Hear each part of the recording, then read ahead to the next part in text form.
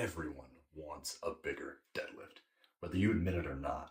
Yeah, buddy! Having a strong bench is cool, but nothing commands respect like a big deadlift. It's pure strength, no frills. Problem is, Don't nobody want to lift this heavy ass weight!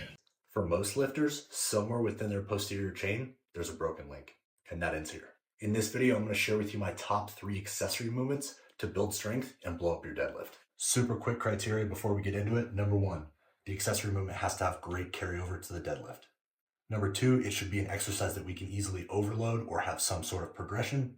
And number 3, it should have a good stimulus to fatigue ratio.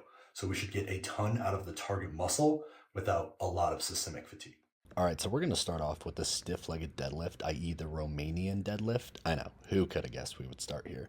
This one's really incredible though, because you're essentially training the exact deadlift pattern, the same bar path, the same body position, the same proprioceptive environment, but when you do a stiff-legged deadlift, you can focus specifically on hypertrophy for the hamstrings. So I cue this one with pressing my hips back or sitting my hips back as far away as possible from the bar. And the rest of the form cues are essentially the same as the deadlift. So proud chest, arms are hooks, flex the triceps so your arms are straight, but you can do this movement in a way that's hypertrophy and constant tension focused to target the hamstrings, upper glutes, mid back, etc. For these, I recommend targeting somewhere around 25 to 30% of your deadlift 1 rep max, if you know what that is, and performing them immediately after your deadlift in something like a 3x8, maybe 3x10. You can probably go a little bit lower than traditional hypertrophy rep ranges here because number 1, the hamstrings are very fast twitch dominant, and number 2, the movement is so similar to the deadlift that neurologically you're still going to gain some strength benefit from doing these right after your deadlifts. So that's number 1. Here's one more variant also of the stiff-legged or Romanian deadlift that can add to the neurological demand and give you a little bit more neural activation. All right, here's my number 2 choice for best accessory movements for the deadlift, and that is the rear lunge, specifically the front rack barbell rear lunge. So with the front rack position, you'll have a little bit more demand on thoracic extension, i.e. keeping your torso upright and your chest proud, which has very good carryover to the deadlift. You're also, with any variant of a lunge, hitting all of the specific prime movers that are also prime movers in the deadlift.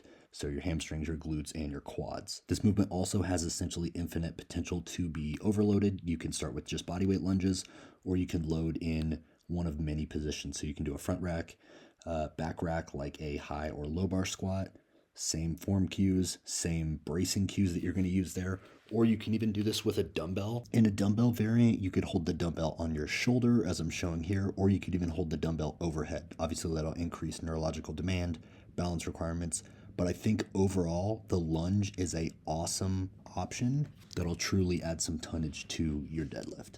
All right, number 3 is the Bulgarian split squat. So these are an incredible accessory for not only the deadlift, but also the squat. Honestly, these absolutely thrash your quads, glutes, and are just a phenomenal lower body exercise in general. You can load this again in many ways. You can do a front rack, a rear rack. If you're using a barbell, recommend that you go inside of a rack just for safety. I'm just doing this outside of the rack for demonstration, but obviously you can do these body weight, or you can utilize a dumbbell for loading. If you're using a dumbbell, I like to place the weight on the shoulder of my rear leg, just so you get a little bit more glute activation on that particular side.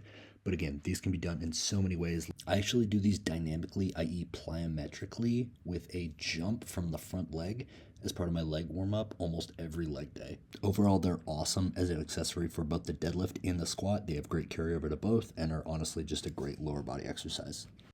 All right, honorable mention number 1 is the barbell bent over row. I think this is an incredible exercise for overall back mass. The only reason why I can't include it or the Pendlay row as top accessory movements for the deadlift is simply because the spinal loading and the lower back stress is just too high to include in your training on the same day that you're training the deadlift. All right, honorable mention number 2 is going to be the glute ham raise. If you have access to a gym that has this equipment, I highly recommend this exercise. This is personally my absolute favorite exercise for posterior chain, hamstrings, and glutes. You can modify the force curve very easily. The only reason why I can't include it in top accessory movements for the deadlift is because neurologically and from a strength basis, there's just not enough carryover. But from a hypertrophy basis and as a overall athletic movement, I think this one is phenomenal. All right, so that's our list. Quick review. We've got number 1, stiff-legged deadlift, i.e. Romanian deadlift. They're the same. Very similar mechanically to the deadlift, but you can train this with constant tension for greater hypertrophy. Absolute winner. Number 2, we've got the rear lunge. Rear lunges are easier on your knees. I specifically like the front rack position with a barbell, but there's tons of different variations that you can do. And then number 3, the Bulgarian split squat. This actually wins for most excruciating, miserable exercise ever.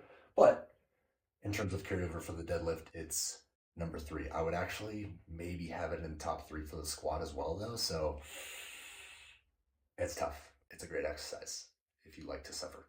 Oh, this is a podium, by the way. It's where winners go.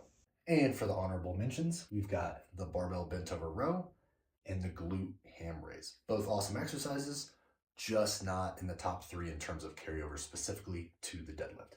All right, y'all. Appreciate your time and attention as always. If you got something useful out of this one, hit that like button. Always appreciate subs. Obviously, small channel, trying to get out there and grow. So any subs are appreciated as well. All right, see you in the next one.